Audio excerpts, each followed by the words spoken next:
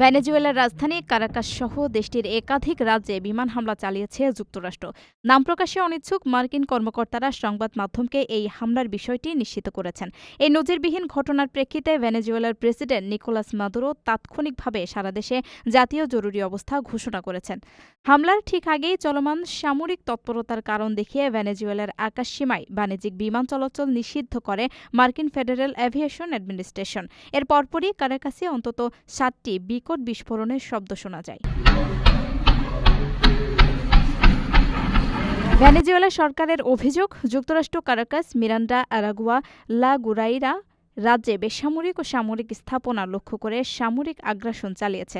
তাদের দাবি, ভেনেজুয়েলার বিশাল তেল ও খনিজ সম্পদ দখল করাই ওয়াশিংটনের মূল উদ্দেশ্য। অন্যদিকে দীর্ঘদিন ধরেই মাদক পাচার ও অবৈধ অভিবাসন ইস্যুতে মাদুরো সরকারের বিরুদ্ধে কঠোর অবস্থান নিয়েছে মার্কিন প্রেসিডেন্ট ডোনাল্ড ট্রাম্প। তিনি স্পষ্ট জানিয়েছেন, মাদক চোরাচালান বন্ধ করাই এই হামলার প্রধান লক্ষ্য।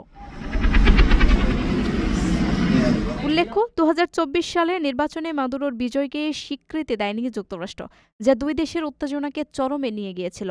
বর্তমান এই হামলার ফলে দুই দেশের সম্পর্ক সংঘাতের চূড়ান্ত পর্যায়ে পৌঁছেছে বলে মনে করছেন আন্তর্জাতিক বিশ্লেষকরা।